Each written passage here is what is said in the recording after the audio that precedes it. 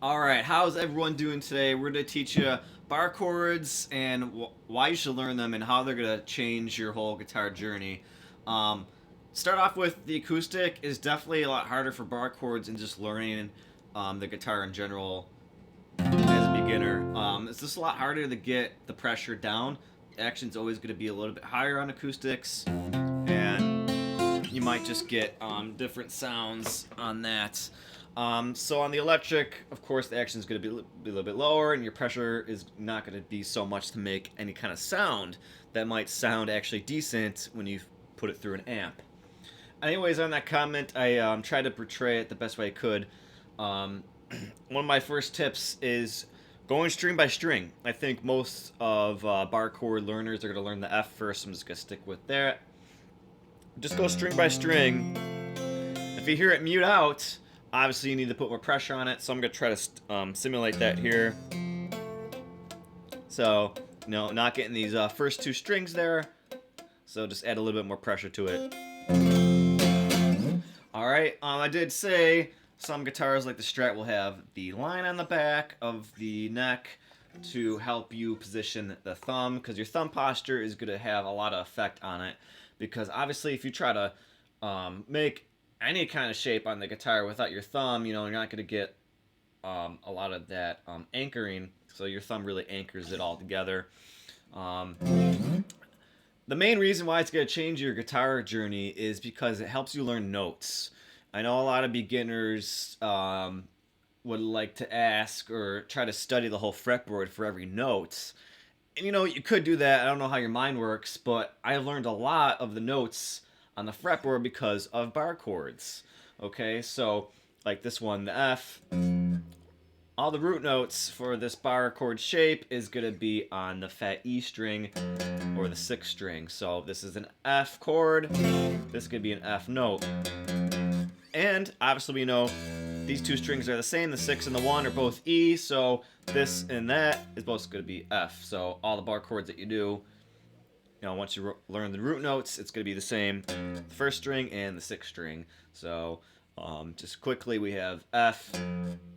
F sharp, G, G sharp, A sharp, B, C. So between B and C, there's no sharp. Same thing with E and F.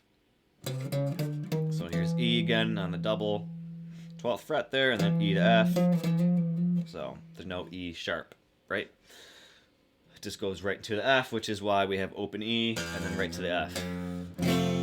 Alright, so there's one main reason on it, and there's many bar chords you can do. There's that main bar chord shape there. Then we have the other one where it's on the A string, so your root note is now on the A string. And now you can learn all your notes on the A string. So that one at the first position there, the first fret is going to be B flat. And then you just climb all the way up. And just, knowing bass, there's only 12 notes, right? There's only 12 notes. There's only so much you can know or not know. So there you go. So obviously if you do your C chord, right, something has to be your root note. It's going to be the 3rd fret there of the 5th string.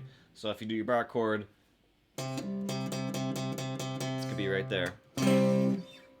And again, the guitar is weird and awesome, and it's going to repeat itself. You're going to skip strings and skip frets, and it's going to be the same name of the note. So we have F and F. We have C and C, right? So just by learning those two shapes, you already know every note of this string, that string, that string, and that string. You know 4 strings, every note on that string, just by knowing one thing. Root note here is an F. Skip a string, skip a fret. Right there is another F. It's the same note, and it does the same thing over and over again. Same thing on the A string. Right? It's the same note, so it's going to help you out learning that way. And there's so much more I can talk about. We're almost at 5 minutes. But again, in this shape, we have the C. If you just want to take away your index finger, these three notes right here are going to be a C chord, right? We know this is C. We can figure out this is G from that. And, well, what's left in a C chord?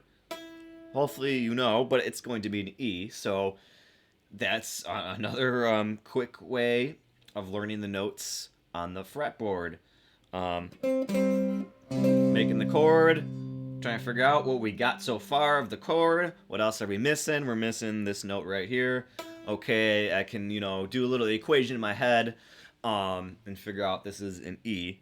So if that's an E, then, this is going to be an F, and so on and so forth. So it's just figuring out one or two things and really getting to it.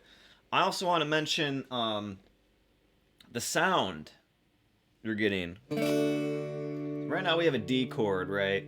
And you're only strumming 4 strings. And even sometimes you might forget to hit this open D and only hit 3. And you get the high treble strings, right? But if you're looking for a fuller sound, you can play the bar chord version of D over here. Get more strings, get more oomph, and the sound's a little bit better, and the voicing's going to be a little bit different. Same up here with that. Because really, all you're doing when you put the capo on, you're just changing the voice. You're just making it sound a little bit better. So we have a D, open D, right? We put capo on the 2nd fret here. We make our C shape. It's going to be a D chord, but it's going to sound a little bit fuller, right? You have a little bit more oomph to it. Same thing if you climb all the way up here, put the capo on the 6th fret, and make a G shape, right? It's going to be a D chord. It just sounds so much better. Depending on the song, you gotta serve the song. It's all about serving the song, but I could go on a little bit longer if I really wanted to, but I'm gonna stop it there. If you have any questions, let me know. Maybe I'll make another video about this, but if you haven't already, please subscribe. We're almost to 200. You guys are so nice. I love all your comments. And that's it.